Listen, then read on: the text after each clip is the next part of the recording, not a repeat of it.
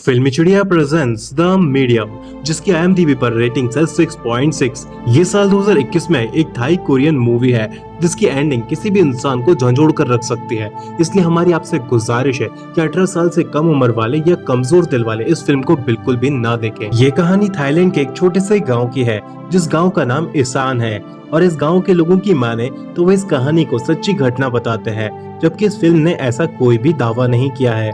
Film की शुरुआत में बताते हैं कि कुछ लोग इस गांव पर एक डॉक्यूमेंट्री फिल्म बनाने के लिए यहाँ पर आए हुए हैं, और वो सबसे पहले इस गांव में निम से मिलते हैं। और फिर निम उन्हें बताती है कि इस गांव के लोग मानते हैं कि हर चीज में आत्मा बसती है, यहाँ तक कि जंगलों में, पहाड़ों में, नदियों में, पेड़ों में, जानवरों में, और यहाँ तक कि घरों में भी। और फिर निम बताती है कि इनमें से कुछ आत्मा अच्छी होती है जो आपको ब्लेसिंग्स देती है और आपकी हेल्प करती है, और कुछ आत्माएं बुरी होती है जो सिर्फ आपको सताती हैं। जिनमें से ही एक अच्छी आत्मा है याबायान, जो एक बहुत ही पवित्र देवी है जिनकी इस गांव के सभी लोग पूजा करते हैं, क्योंकि सबका मानना है कि याबायान उन्हें बुरी आत्माओं से बचाती है। और ये सारे गांव वाले देवी याबायान की प्राचीन काल से पूजा करते आ रहे हैं। और फिर निम बताती है कि देवी उनके ही यानी कि निम के परिवार से ही हमेशा एक माध्यम यानी कि मीडियम चुनती आई है।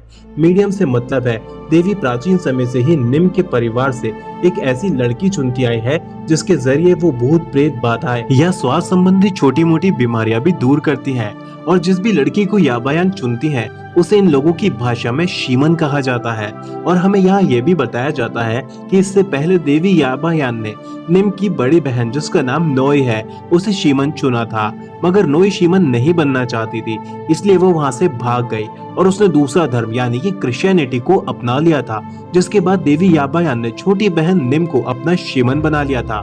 मगर एक शीमन बनना इतना आसान नहीं था, क्योंकि शीमन बनने से पहले आप काफी बीमार हो जाते हैं और वो बहुत ही दर्दनाक पल होता है। और फिर उसके बाद से ही निम एक शीमन बन के जन सेवा कर रही है। मगर अब तो शीमन बनकर निम काफी खुश है, क्योंकि जन सेवा करके उसे बहुत खुशी मिलती है। और अब अगले सीन में दिखाया जाता है कि निम अपनी बड़ी बहन नोई के घर जा रही है, जो गाँव से ही पास एक छोटे से शहर में रहती है। और निम नोई के घर इसलिए जा रही है क्योंकि नोई के हस्बैंड जिसका नाम विरोज था उसका हाल ही में कैंसर से देहांत हो गया है। और यही निम ये भी बताती है कि पता नहीं क्यों पर उसकी बहन के पति विरोज की फैमिली के सभी लोग अननेचुरल डेथ से मरते हैं। जैसे कि विरोज कैंसर से मरा, उसके दादाजी को लोगों ने पत्थर फेंक कर मार डाला था, और विरोज के पिता ने सुसाइड कर लिया था। और फिर मैक भी, जो कि विरोज का बड़ा बेटा था, उसकी एक बाइक एक्सीडेंट में मौत हो गई। और इन सारे अननेचुरल डेथ से हमें यहाँ ये समझ आता है कि विरोज यानी कि निम की बहन का पति, उसकी पूरी फैमिली श्रापित है और उसका खामियाजा नोई को भी भुगतना पड़ रहा है।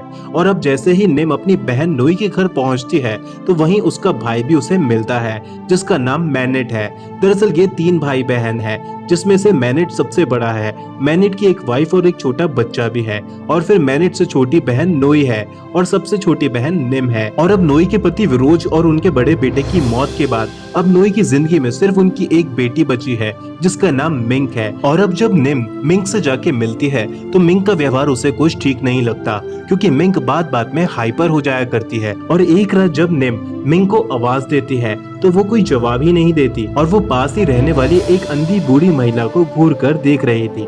और अगले दिन पता चलता है कि वो अंधी महिला गुजर गई है, और वहाँ भी मिंक मौजूद थी, जिसको फिर एक बार निम आवाज देती है पर वो अब भी नहीं सुन रही थी। और निम मिंक के पीछे जाती है तो वो कुछ अजीब हरकतें करती उसे दिखती है, जिसके तुरंत बाद निम अपनी बहन के घर वापस आती है और वो वहाँ सीधा मिंक के कमरे में चली जाती है और कुछ ढूंढने की कोशिश करती है। और तभी उसे वहाँ पर हल्दी की गांठें मिलती हैं, जिसका उपयोग भूत प्रेतों से बचने के लिए करा जाता है।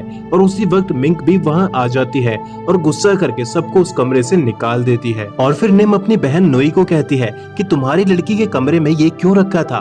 तो नोई कहती है कि उसे ये नहीं पता। और फिर वो निम को भी वहाँ से जाने के लिए बोलती है, और वो कहती है कि ये उसके घर का मामला है और वो सब देख लेगी। जिसके बाद निम भी वहाँ से चली जाती है। जिसके बाद डॉक्यूमेंट्री टीम निम से पूछती है कि मिंक ऐसा सब क्यों कर रही है, क्या वजह हो सकती है? तो निम कहती है कि इसकी असल वजह तो उसे भी नहीं पता, पर जो भी है वो सीरियस बात है। जिसपे फिर टीम सवाल करती है कि कहीं ये सब मिंक के साथ इसलिए तो नहीं हो रहा कि याबायान अब आपके बाद मिंक को मीडियम बनाना चाहती हो। जिस पर निम कहती है कि अभी वो इस बारे में कुछ भी कह नहीं सकती है, क्योंकि अभी उसे भी कुछ भी अच्छे से पता नहीं है। जिसके बाद अब डॉक्यूमेंट्री टीम मिंग के ऑफिस उससे बात करने के लिए जाते हैं, जहां हमें पता चलता है कि मिंग शहर के एक रिक्रूटमेंट सेंटर में जॉब करती है और वो अपनी नौकरी में बहुत खुश है। जिसके बाद अब डॉक्यूमेंट्री टीम मिंग की माँ यानी कि नोई के पास जाती है। नोई मार्केट में मीट बेचने का काम करती है और वो नोई से भी कुछ सवाल करते हैं, जैसे कि याबायान ने उन्हें मीडियम बनाने की कोशिश करी थी तो उन्हें खुद में क्या सिम्टम देखने को मिले थे। तो नोई कहते हैं कि वो बहुत दर्द भरा समय था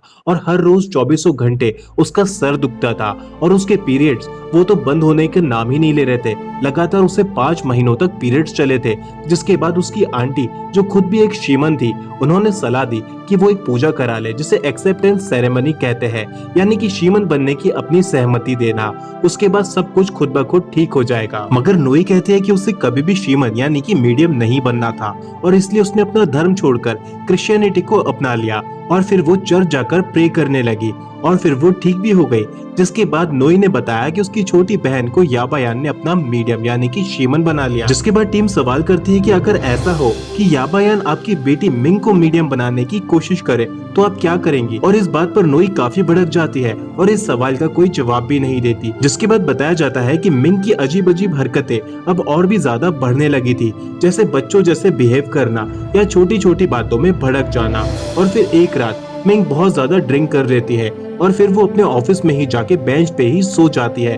और जैसे ही सुबह होती है और मिंग के ऑफिस के कलीग्स आके मिंग को उठाते हैं तो वो सब देखते हैं कि मिंग को बहुत तेज ब्लीडिंग शुरू हो गई थी, यानी कि मिंग के पीरियड्स आ गए थे। और जब ये हालत मिंग की माँ यानी कि नोई देखती है तो वो पूछती है कि इतनी ज्यादा ब्लीडिंग कब से हो रही है तुम्हें। और फिर वो जाकर ये सब कुछ उसके भाई मैनेट को बताती है और अब उन्हें लग रहा था कि शायद ये सब याबायान कर रहे हैं और अब वो मिंग को मीडियम बनाना चाहते हैं। तो मैनेट कहता है कि मिंग की एक्सेप्टेंस सेरेमनी करवा दो। एक बार शीमन बनने के लिए अपनी मंजूरी देते ही उसके सारे सिम्टम्स अपने आप चले जाएंगे। मगर वो अपनी बेटी मिंग को मीडियम नहीं बनाना चाहती थी और ये सारी बातें यानी कि मिंग की अजीब हरकतों और सिम्टम्स के बारे में अब डॉक्यूमेंट्री टीम जाके निम को भी बता देती है। और फिर हमें पता चलता है कि मिंग के बॉस ने उसे अब नौकरी से निकाल दिया है, क्योंकि सिक्योरिटी कैमरा में उन्हें इस बात का पता चल गया था कि मिंग हर रोज हर रात को ऑफिस आती है और वो यहाँ हर बार एक नए लड़के या आदमी को लेकर आती है और सेक्स करती है। पर मिंग के साथ जो कुछ भी हो रहा था और वो ये सब खुद नहीं कर रही थी, बल्कि कोई था जो उससे ये सब करवा रहा था, जिससे परेशान होकर मिंग खुदकुशी करने का भी प्रयास करती है,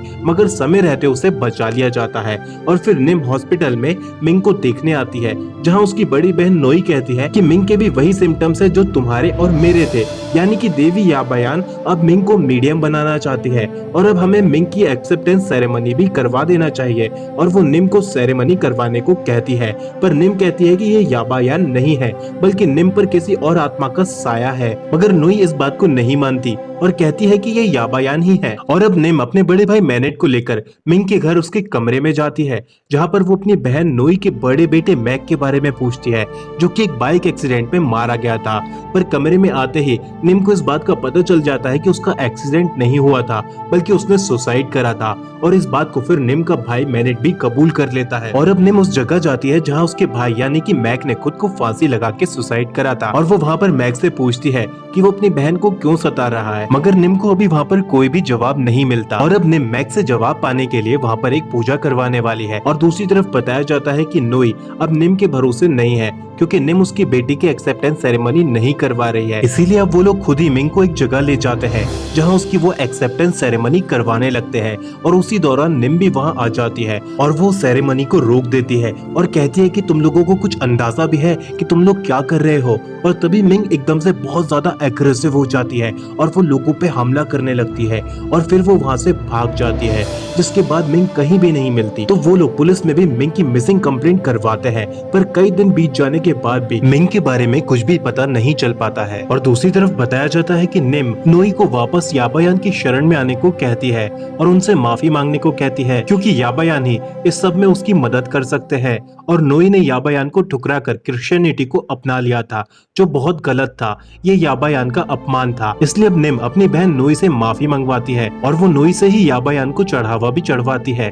निम को उम्मीद है कि याबायान नोई को माफ कर देंगे और इस मुश्किल घड़ी में वो उसकी मदद मदद भी करेंगे। और अब निम मिंग के कमरे की तलाशी करवाती है, जिसमें उन्हें काफी सारी गंदी और अजीब चीजें मिलती हैं और वो इन सारी चीजों को वहां से हटाने को कहती है, क्योंकि इन सब गंदी चीजों ने ही मिंग को अपने से जोड़ कर रखा हुआ है। और फिर निम इन सारी गंदी चीजों को जो कि मिंग के कमरे से मिली है उन्हें सेरेमनी में रखती है, और ये सेरेमनी भी निम उसी जगह करती है जहाँ मिंग के भाई मैक ने सुसाइड करा था, और ये सेरेमनी काफी दिनों तक चलती है। दरअसल निम मैक से बात करने की कोशिश कर रही है। उसी दौरान बताया जाता है कि पुलिस नोई को पुलिस स्टेशन बुलाती है, जहां वो बताती है कि मिंग ने एक कैब ली थी और वो जंगल में उतर गई थी, और वो कैब ड्राइवर की भी किसी बात का कोई जवाब नहीं दे रही थी, जिससे परेशान होकर वो ड्राइवर उसे छोड़कर वापस जाने लगा।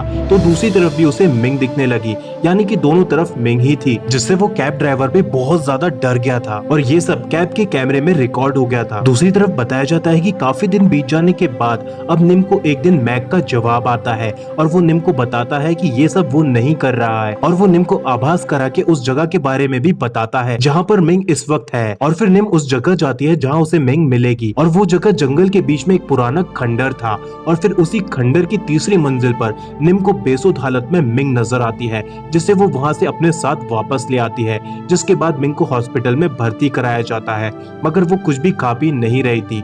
और अब वापस से निम याबायान से प्रार्थना करने जाती है, जहाँ पर वो देखती है कि याबायान की मूर्ति टूटी हुई है और उनका गला धड़ से अलग है, जिसके बाद दिखाया जाता है कि मिंग वापस घर आ चुकी है। और अब जैसे ही निम भी वहाँ पर आती है तो वो जाकर निम के पास बैठ जाती है। तो निम मिंग से पूछती है कि वो कौन है, पर मिंग कहती है कि खुद ही पता कर लो, तुम तो इतनी बड़ी शीमन हो, इतना भी नहीं पता कर सकती। और इतना कहकर ही मिंग अपने पूरे कपड़े फाड़ देती है और अपने मामा मैनेट से खुद को टच करवाने लगती है, और ये कहते हुए उस पर चढ़ जाती है कि क्या हुआ, तुझे तो छोटी उम्र की लड़कियां बहुत पसंद है ना। जिसके बाद निम अपनी तरह से कोशिश करती है कि मिंग के अंदर की आत्मा जिसने मिंग को अपने कब्जे में कर लिया था वो उसे कंट्रोल कर सके, पर वो उसमें असफल रहती है, क्योंकि मिंग के अंदर जो भी है वो बहुत ही ताकतवर है। इसलिए अब निम मिंग को लेकर मास्टर के पास जाती है, जिनका रात दिन का भूत प्रेतों का अलग करने का ही काम है।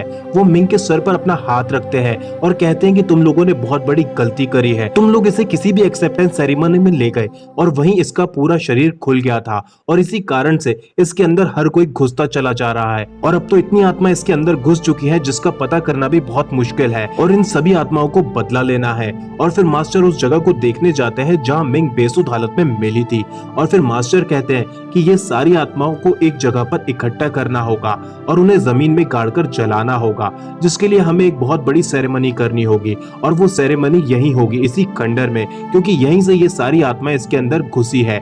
और फिर मास्टर बताते हैं कि मिंग के अंदर इंसानों की नहीं बल्कि खंडर में मौजूद कबूतरों से लेके पेड़ पौधों जानवरों तक की आत्माएं घुस चुकी है, और अब उन्हें कुछ दिनों का समय चाहिए सेरेमनी की तैयारी करने के लिए, उसके बाद ये सेरेमनी होगी।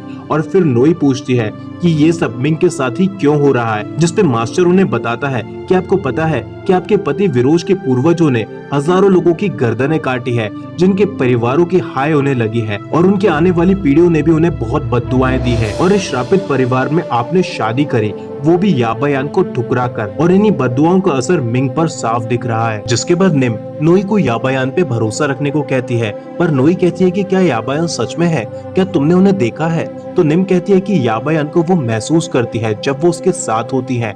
जिसके कुछ दिन बाद नोई डॉक्यूमेंट्री टीम को बताती है कि जब वो सुबह सो के उठती है तो उन्हें पूरा घर बिखरा मिलता है। तो डॉक्यूमेंट्री टीम उसी दिन कैमरे लगवा देती है उनके घर में, और फिर पता चलता है कि सब कुछ आधी रात में आकर मिंग करती है।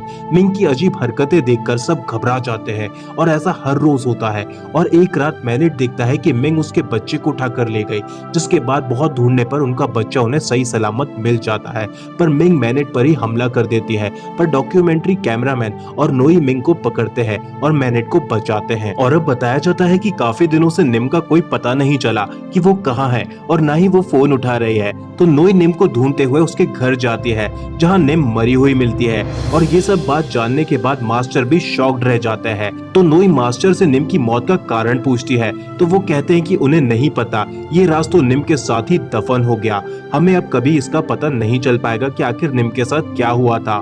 मगर मास्टर कहते हैं कि वो सेरेमनी फिर भी होगी, और उसी दिन होगी जिस दिन तय किया गया था। और फिर उसी खंडर को दिखाया जाता है जहाँ ये सेरेमनी की तैयारियां करी जा रही थी, और आज की रात ही यहाँ पर सेरेमनी होनी थी। और मास्टर बताते हैं कि वो एक मटकी में आत्माओं को लाकर इस गड्ढे में जलाकर गड़ा देंगे, जिसके बाद सब कुछ ठीक हो जाएगा। और फिर मास्टर रात होते ही सेरेमनी शुरू कर देते हैं और सारी आत्माओं को वो वहाँ बुलाते हैं, मगर मिंग को उन्होंने घर के उसके ही कमरे में बंद कर दिया था, जिसके दरवाजे के बाहर मास्टर ने पूजा के कुछ पन्ने लगाए हुए थे जिसे मिंग नहीं खोल सकती थी। और मास्टर ने मना करा था कि कोई भी इस दरवाजे को नहीं खोलेगा, चाहे कुछ भी क्यों ना हो जाए, मिंग को अंदर ही बंद रहने देना है। जिसके बाद खुद मास्टर ही आके मिंग को खोलेंगे। और अब बताया जाता है कि मास्टर ने सारी आत्माओं को नोई के शरीर में बुलाया है और फिर सारी आत्माएं नोई में धीरे धीरे घुसने लगती है। पर उसी वक्त घर में मिंग भी काफी तड़पती है और फिर मिंग के कमरे से एक बच्चे के रोने की आवाज आने लगती है, जिसे सुनकर मैनेट की वाइफ को इल्यूजन सा होने लगता है कि उसका बच्चा अंदर मिंग के पास है और वो दरवाजा खोलने को कहती है। पर वहाँ डॉक्यूमेंट्री शूट कर रहा कैमरामैन उन्हें मना करता है और ऐसा करने से रोकता है और कहता है कि उसका बच्चा तो झूले में है, मगर वो एक नहीं सुनती और वो कैमरामैन को मारकर दरवाजा खोल देती है और मिंग से उसका बच्चा मांगती है। तो मिंग कहती है कि आओ मेरे पास, ले लो बच्चा, और फिर वो मैनेट की वाइफ को वहीं पर मार देती है।